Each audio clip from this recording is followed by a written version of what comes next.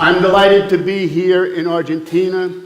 I have an abiding love for this country through Magdalena and her family. Her two children, one still goes to my school.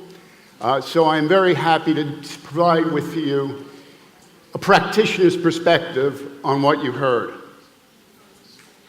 In my conversations with a number of educators here, I've come to realize that your country, like my country, frequently does not give the amount of respect to teachers that they're due. I want to tell you, yo soy un hombre sincero, I want to tell you that I firmly believe that you are incredibly powerful in your classrooms. And you need to understand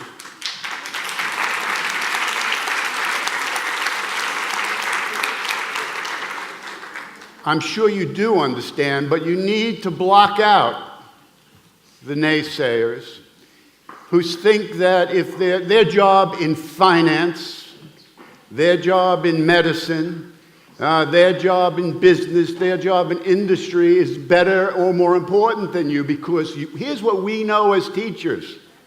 None of them would be in those positions without us. So, let's talk about power and power in teaching, and let's talk about how you can be as effective as you possibly can be. Now, I need to just give you a little bit of context about myself. I was a teacher. I was an assistant principal, happily only for 1 year. I was a principal of an elementary school. I was an assistant superintendent for curriculum instruction for a school system. And I was a public school superintendent for 11 years. In fact, I frequently refer to myself as a recovering public school superintendent. I tell you that because I know public schools. I don't know your public schools, needless to say, as well as you do, but I know public schools.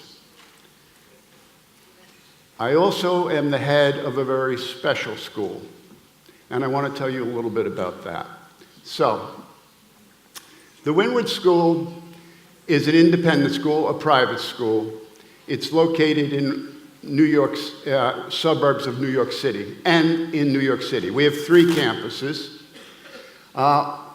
We are recognized for translating the research that you heard today from our distinguished speakers and translating it into instructional practice using curricula and materials and programs like the one that, we use Phyllis's program in our school for our reading program. All of our curriculum is research-based, including Phyllis's program. In order to get into Windward School, unlike most private schools perhaps in this country, in the United States, in order to get into an independent school, we're completely different than that. In order to get into Windward, you have to fail the entrance exam. And then when you start doing really well, we ask you to leave.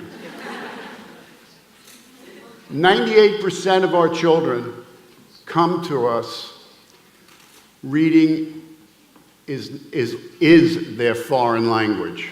There is a small percentage that they're doing okay, but reading in English is very, very difficult for them. All of them have had, at minimum, difficulty in the independent schools and public schools that they attended. Many of them have suffered tremendously because of their inability to read. The average student stays with us 4.5 years. We take children at any grade level from 1st grade through 8th grade. And we use only research-based practices. The PAF program is the cornerstone, the foundation that we use in our lower school in grades 1 through 4 and even into 5th grade to teach children how to decode and how to become fluent readers. So, I want to just give you some additional context. Other speakers have referred to this. I'm not going to dwell on it, but I think it's important to give perspective. So the PISA is the program of international student assessment. It's given every 3 years to 15-year-olds in lots of different countries, including the United States and Argentina. Here are the rankings. You can see, I can't figure out how to use the United States is way down the list, and 26% of students in the United States are below proficiency as measured by the PISA. And this is just reading. Argentina, based on these, is 66% below proficient. Now, these are industrialized, wealthy countries, perhaps more so than Argentina, certainly more so than a lot of countries. And economics do play a role here. But if we tease out this data a little bit further, which the PISA people have done, and we look at the percentages of students below the second level, proficiency, you can see that Argentina still has a significant number of students that are in the 1A, which is approaching proficiency, 1B, significantly below proficiency, and even the dark blue is almost illiterate. So, these are all of the countries that are in similar socioeconomic status to your country. So there is a significant amount of work to be done. So true with my country. We have a test like you do, a national test. We call it the National Assessment of Educational Progress. It's also known by the shorthand of the nation's report card. We are not doing well on our report card. So the percentage of U.S. students performing below proficiency, in other words, they can read a textbook at their grade level and get more than simple factual recall. They can make inferences. This is an essential level to be able to master content in other areas. This is the part where we talk about reading to learn as opposed to learning to read. In 4th grade, and I only put 2 years, 63% of our 4th graders were below proficient. It didn't change much from 2015, and I could go back to the 1970s when this test originated, and you would see virtually no improvement over the course of the over 20 years that the test has been administered. In 8th grade, if you stay another 4 years, you actually do worse on the test. And you can see 64% below proficiency. For children with language-based learning disabilities and dyslexia, which is what my school has, these numbers are absolutely abominable. They are deplorable. It's a national disgrace. We are wasting human capital in my country. All of my students are average to above average in intelligence. And they make up the largest group. The statistic that is used is disabled students, so that's all disabilities. But about 70 to 80% of that large category, disabled students, are in fact my students. Students with language-based learning disabilities, generally described as dyslexia. 92% are below proficient. Here's the real tragedy. We know, and again, this is slightly repetitious, but this is repetitious worth repeating.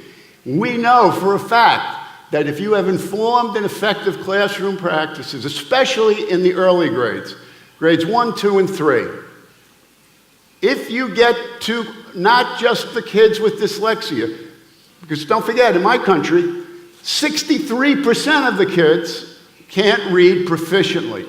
It matches almost perfectly with the data that it was shared in terms of the 40% who, you could put a goat in the classroom, they'll learn to read.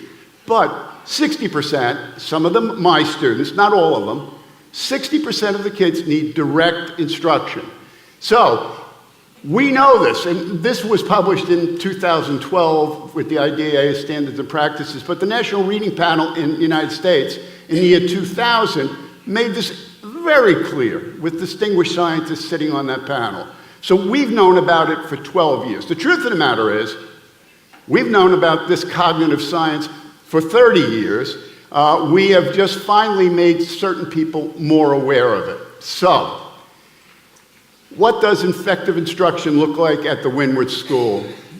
Well, again, repeating some of the slides that Phyllis and others have put up, explicit, systematic, and cumulative multisensory instruction that integrates reading and writing.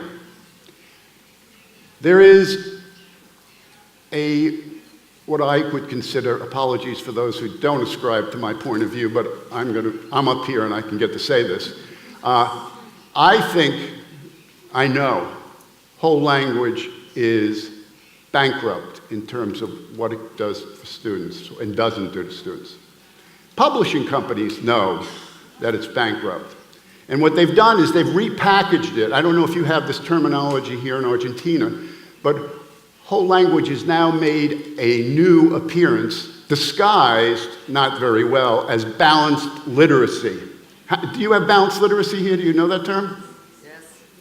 Yes, and nobody else is awake because nobody else raised their hand, but if you do, beware, because it is whole language once again, and the difference is it is not explicit, it is not systematic, and it's not cumulative.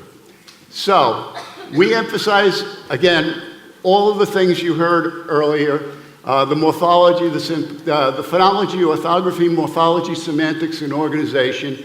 We combine Phyllis's program, the PAF program, with a writing program that is also research-based. We always use direct instruction, and this is what direct instruction means. We plan, organize, and pay attention to the tasks in a lesson. If I left my kids to a classroom to discover things like discovery learning, they would be discovering things until they left high school, and they would have not found out how to read. So, the interventions that we use, they include all of these things, and what I want you to see is this statistical term called effect size. I'm not going to get into the deep meaning of it, but the simple meaning of effect size is the power of an intervention. How powerful is it? Because obviously, we have lots to choose from being powerful teachers. You have lots of different programs, lots of different approaches. They're not all equal. John Hattie, who is a researcher in Australia, he's a New Zealander native, looked at 100 different educational interventions. And the ones with the powerful, direct instruction was one of the most powerful of all those interventions and across a battery of different measures. So, you've also heard this term used at least once. We are Norton Gillingham School, and basically it means that we follow all of these steps, including the multisensory approach that Phyllis explained so well, and I'm not going to go into. But this is the advertisement for Phyllis. We use this PAF program, and we've used it since its inception. A friend of mine is a lawyer, and he was going through a very difficult divorce. And he was complaining to me how much the lawyers cost and how much this divorce is costing him. And so I said, wow, I mean, that's terrible. And he said, no. He said, you know why divorce costs so much? And I said, no, why? He said, because it's worth it. And programs like PAF and programs like direct instruction, a methodology like direct instruction, is expensive. It's expensive in terms of your time, your energy. But it is not expensive because it's worth it and it produces the results. So my whole pitch today is everything you've heard. I want to focus on what that means for kids and what that means for you to be a powerful teacher, proud and satisfied that your hard efforts are producing results that you can go home and feel satisfied that you do every day. And our teachers get to do that. So, what we did, we used a test. We used two different kinds of tests, one called the Stanford Achievement Test and one called the Iowa. It's a measure of reading, specifically vocabulary and reading comprehension. We used a statistical trick to be able to compare results from two different tests. Again, I'm not going to bore you with this. It is a norm reference test. It is untimed. Kids can take as much time as they want to take it. And here's what we found out, that when you use a research-based program like PAF, and you use direct instruction, you get outstanding results. I've been head of the school for 13 years. And for 13 years, I have learned along with my colleagues who are in the classrooms. In the United States, I don't know about, again, forgive me for not knowing as much about your country as I would like to, but in the United States, there is a mania for innovation. Teachers have to try something new, Bear with me. I flew in to Buenos Aires from New York. I don't even know when it was. What day is today? Yesterday. It was last night. All right, so picture this. Picture this scenario. It's not what happened to me, but you're coming into Buenos Aires. The pilot gets on the radio and says, ladies and gentlemen, we're on final approach to Buenos Aires. You know, I've been thinking about this. I've landed here probably 1,000 times. And every time I do the same exact thing. Tonight, I'd like to do something a little different. If you're the passenger in that plane, I think you're like me, you're saying, wait a minute. Let's do something that is proven to work. If we care that much about ourselves in a plane, we definitely should be caring that much about every one of our students in our classrooms, because we have the power, we have the authority, I think, we have the responsibility to deliver instruction that's going to produce results. So, 13 years of data, also known as children. While I've been head of school, and I didn't cherry pick, every single child who left Windward during my 13 years as head of school, 1,589 children have left. And what we did is we gave them a test, either Stanford or the Iowa, before they actually started the instructional program. Then we give them the test every year at the end of the year to see how they're doing. And then what I've done is I've looked at their scores, their last test, and compared them to the first test. Is claro? Yes. Good. Okay. Now, we use a statistical measure called the normal curve equivalent, an NCE. Again, I could really put you to sleep if I started speaking statistics to you. I won't.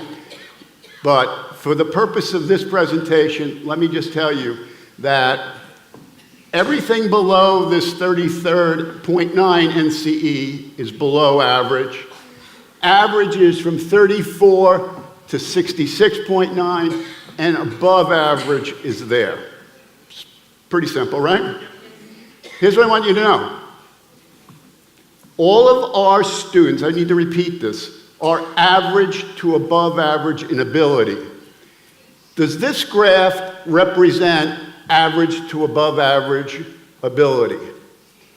No. There are far too many kids who are below that 33rd NCE, and the ones who are, and this is vocabulary, I'm sorry, I should have pointed that out, and there are far too many at the low end of average, and far too few at the upper end of average. This is a problem. The students stay on average, forgive me for using the same term, 4.5 years. And when they leave, here's what happens. The mountain moves to the right. That was not possible for these kids in a range of public and independent schools, some of these schools with excellent reputations. But they come to Windward, and you can see, and by the way, we worry very much about why we didn't get 100% on the other side of that. If you're below the 33rd percentile on a standardized reading test in 3rd grade, your chances of graduating from high school are tremendously diminished. And you saw that today in the statistics that you gave. So, for those of you who are not pictorial, let me do a little multisensory too. Here's what it looks like numerically. When the children came in, 36% were below average, only 7% above average. Watch what happens when they leave in vocabulary. We've turned this completely around. 96% of our students who leave, and these are all the students who leave. I have to emphasize I'm not cherry picking the best students. All of them, 96%, and an astounding 29% now are in the upper end of that. Excuse me. What about reading comprehension? I think it was mentioned, in my opinion, vocabulary development trails comprehension because you have to learn how to read in order to develop vocabulary. It's one of the ways. But again, you can see these and watch what happens when they leave. Reading comprehension moves up. In fact, it's even better in terms of numerical values. 97% of our dyslexic students, these are the kids that other schools said, we can't teach them. These are the kids who are hardcore dyslexics. We get these results by using a research-based program in direct instruction. So, just the real quick, we did a pre-test, post-test design. We did a t-test on this, which I happily cut out for your sake because it's late in the afternoon. We did measure and calculate a Cohen's d for effect size. This is where Ken and I frequently talk about being nerdy. This is where I get a little nerdy also. I'm very proud of our effect size. And here's what it is. First, to give you some background, a 0.8 is considered large, 0.5 moderate, 0.2 small. So if you have anything above 0.5, it's probably worth your effort doing, right? But if you could do the same amount of work and get a 0.8, wow, that's much better, isn't it? Because you're teaching anyway, why not get the biggest effect from it? Well, here's what we found when we calculated our effect size. In reading comprehension, it was 0.94. Vocabulary was 0.97. Amazing, powerful tool. You have it in your hands. Now, what we concluded, and what I'm hoping that this brief presentation, I hope it was brief enough, what I'm hoping is that in your hands, using direct instruction, that you will be able to get the same kind of results. Because somebody said to me, well, that's fine for dyslexic students. What about the rest of the students? What about regular, so-called regular education students, general education students? And I said to them, there's a very simple axiom. I boat a lot. And the famous saying is, a rising tide lifts all ships. This, used in classrooms with powerful teachers, knowledgeable teachers, will make better readers, better writers, better spellers of all students. So it's my pleasure to have presented this small amount to you. I want you to believe me as a practitioner, as the father of a dyslexic. This works. You can be even more powerful. Thank you for being here. Thank you for listening to me.